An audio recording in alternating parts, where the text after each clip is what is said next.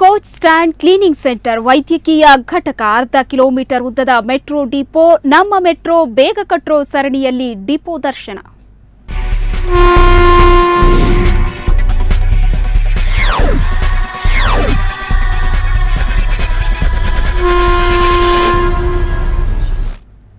ನಮ್ಮ ಮೆಟ್ರೋ ಹಳಿಗಿಳಿಯುತ್ತಲೇ ಇದೆ. ಇದಕ್ಕೂ ಮೊದಲೇ ಮೆಟ್ರೋ ಡಿಪೋಗಳು ತಯಾರಾಗ್ತಿವೆ.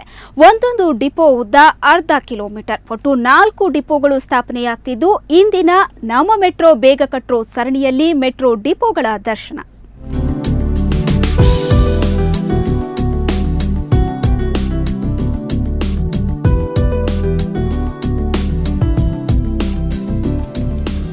ಬೆಂಗಳೂರಿನ ಮೆಟ್ರೋ ಕಾಮಗಾರಿ 4 ರೀಚ್ಗಳಲ್ಲಿ ನಡೆಯುತ್ತಿದೆ. ಈ ರೀಚ್ಗಳ ಕಾಮಗಾರಿಗೆ ಅಗತ್ಯವಿರೋ ಸಲಕರಣೆಗಳು ಬೈಯಪ್ಪನಹಳ್ಳಿ, ಮಾಗಡಿ ರಸ್ತೆ, ಪೀಣ್ಯ ಮತ್ತು ಮಲ್ಲೇಶ್ವರಂನಲ್ಲಿರುತ್ತೆ. ಕಾರಣ ಈ 4 ರೀಚ್ಗಳ ಕಾಮಗಾರಿಗಾಗಿ ಇಲ್ಲಿ ಡಿಪೋಗಳಿವೆ.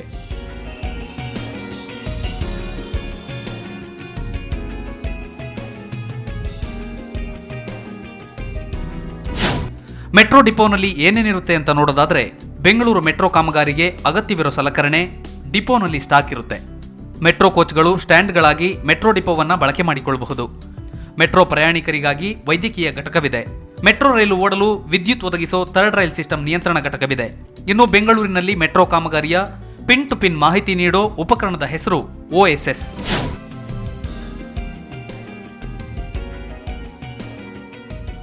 ಮೆಟ್ರೋ ಕಾಮಗಾರಿ ನಡೀಬೇಕಾದ್ರೆ ಈ ಡಿಪೋಗಳು ಬೇಕೇ ಬೇಕು.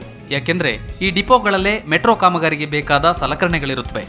ಕ್ಲೀನಿಂಗ್ ಸೆಂಟರ್ ಕೂಡ ಇದೇ ಡಿಪೋದಲ್ಲಿರುತ್ತೆ.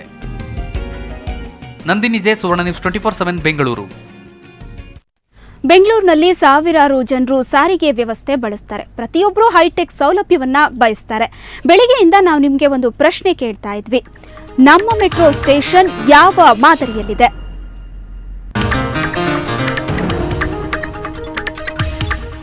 ಇದಕ್ಕೆ ಉತ್ತರ, ನಮ್ಮ ಮೆಟ್ರೋ ಸ್ಟೇಷನ್ಗಳಲ್ಲಿ ಏರ್ಪೋರ್ಟ್ ಮಾದರಿಯ ಹೈಟೆಕ್ ಸೌಲಭ್ಯ ಸಿಗುತ್ತೆ.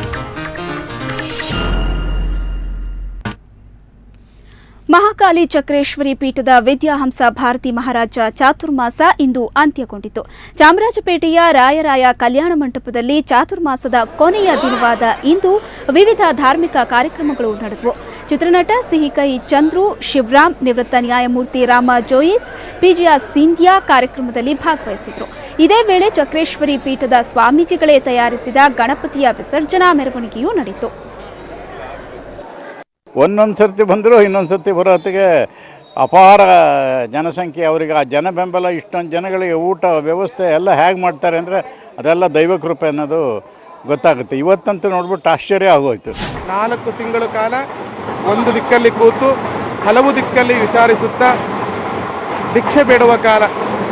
ತಾನೇ ಭಿಕ್ಷೆ ಬೇಡುತ್ತಾ ಅನೇಕ ಮಂದಿಯ ಬುದ್ಧಿಗೆ ಭಿಕ್ಷೆಯನ್ನು ನೀಡುವನೇ ಮಹಾಯೋಗಿಯಾಗಿರ್ತಾನೆ. ಇಂದು ಕೊಡವ ಸಮಾಜದ ಬಂಧುಗಳಲ್ಲಿ ಸಂಭ್ರಮವೋ ಸಂಭ್ರಮ. ಕೈಲ್ಪೊಳ್ದ ಹಬ್ಬದ ಆಚರಣೆಯನ್ನ ಬೆಂಗಳೂರಿನ ಕೊಡವ ಸಮಾಜದಲ್ಲಿ ಅದ್ದೂರಿಯಾಗಿ ಆಚರಿಸಲಾಯಿತು.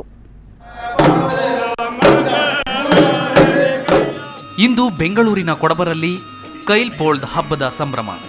ಕೊಡವ ಸಮಾಜದವರಲ್ಲಿ ಸಂಭ್ರಮ, ಸಂತಸ.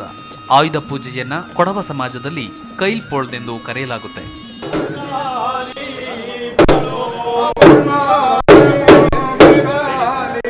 ಆಯುಧ ಪೂಜೆ ಮಾಡ್ತೀವಲ್ಲ ದಸರಾದಲ್ಲಿ, ಅದೇ ಥರ ಪೂಜೆ ಮಾಡಿ ಕೆಲಸ ಮಾಡಿದವರಿಗೆಲ್ಲ ನಾವು ಉಡುಗೊರೆ ಕೊಟ್ಟು, ಚೆನ್ನಾಗಿ ಊಟ ಕೊಟ್ಟು, ಹೆಚ್ಚಿನ ಸಂಬಳಗಳೆಲ್ಲ ಕೊಟ್ಟು ಅವ್ರನ್ನ ಸಂತೋಷ ಪಡಿಸ್ತೇವೆ. ಅದೇ ನಮ್ಮ ಕೈಲ್ಮುಹೂರ್ತ ಹಬ್ಬ. ಇದರ ಜೊತೆ ಬೆಂಗಳೂರಿನ ಕೊಡವ ಸಮಾಜಕ್ಕೆ 100 ವರ್ಷ ಪೂರೈಸಿದ ಸಂಭ್ರಮ. ಕೈಲ್ಪೊಳ್ದ ಹಬ್ಬದ ಜೊತೆ ಕೊಡವ ಸಮಾಜದ 100ರ ಸಂಭ್ರಮ ಕೊಡವರ ಸಂತಸವನ್ನ ಇಮ್ಮಡಿಗೊಳಿಸಿತು. ಈ 100ನೇ ವರ್ಷದಲ್ಲಿ ನಾವು ಬೇರೆ ಬೇರೆ ಒಂದು 3-4 ಫಂಕ್ಷನ್ ಇಟ್ಕೊಂಡಿದ್ದೀವಿ. ಕೊನೆಯ ದಿವಸ ನಾವು ಪ್ಯಾಲೇಸ್ನಲ್ಲಿ ಇಟ್ಕೊಂಡಿದ್ದೀವಿ. ಆ ಮೊದಲನೇ ದಿವಸ ನಮಗೆ ಈ ಜಾಗನ ಕೊಟ್ಟಂಥ ಶ್ರೀ ಜಯಚಾಮರಾಜೇಂದ್ರ ಒಡೆಯರವರ ಮಗನಾದ ಶ್ರೀಕಂಠ ದತ್ತಯ್ಯ ಒಡೆಯರು ಅಲ್ಲಿ ಬಂದು ಅವರು ಅದನ್ನು ಉದ್ಘಾಟನೆ ಮಾಡ್ತಾರೆ. ಇನ್ನೂ ಹಬ್ಬ ಅಂದರೆ ಊಟ ಕೂಡ ಜೋರಾಗೇ ಇರಬೇಕು. ಕೊಡವರ ಪ್ರಸಿದ್ಧ ಖಾದ್ಯಗಳಾದ ಕಡೆಂಬಿಟ್ಟು, ಪಂದಿಕರಿ ಎಲ್ಲರ ಬಾಯಲ್ಲಿ ನೀರೂರಿಸುವಂತಿತ್ತು.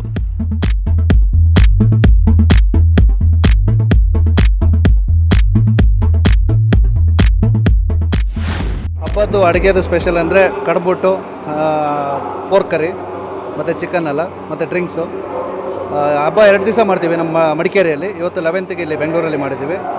ಮೇನ್ ಈಸ್ ಪೋರ್ಕ್, ಹಂದಿ ಕರಿ, ಪಂದಿ ಕರಿ ಪಿಂಜ kadambuttu is the main traditional food.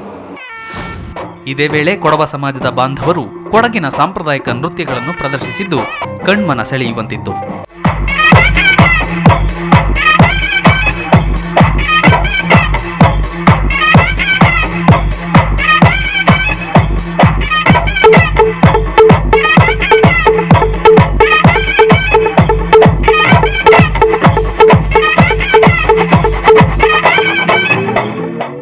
Kodava ಸಮಾಜದಲ್ಲಿ ರಂಗು ರಂಗಾದ ವಾತಾವರಣ ಮನೆ ಮಾಡಿತ್ತು.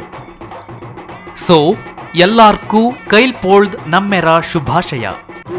ನೀರಡು ಪೆಂಡು ತಾರ ಮಾರ ನೋಟಿ ಎಂಬ ಬಪ್ಪ ನೋಟಿ ಪೊಂಗ ನೋಟಿ, ಬಪ್ಪ ನೋಟಿ ಪೊಂಗ ನೋಟಿ. ವೀರಂಗ ಶೂರಂಗ ಕೊಡವ ಬಂಬಂಗ ಒಡಿ ಕತ್ತಿರ ಕೆತ್ತು ಪಿಚ ಕತ್ತಿರ ಕೊತ್ತು, ಒಡಿ ಕತ್ತಿರ ಕೆತ್ತು ಪಿಚ ಕತ್ತಿರ ಕೊತ್ತು. ಚಾಯ್ ಕೊಟ್ಟ ರಂಗುಲ ಕೊಡವತಿ ಪೊಂಗಲ ಬುಟ್ಟು ಪೊಡಿಯ ಉಡುತ್ತು ಆಡಿ ನಳಿವ ಪೊದತ್ತು. ಅಶ್ವಿನಿ, ಸುವರ್ಣ ನ್ಯೂಸ್ 24/7 ಬೆಂಗಳೂರು.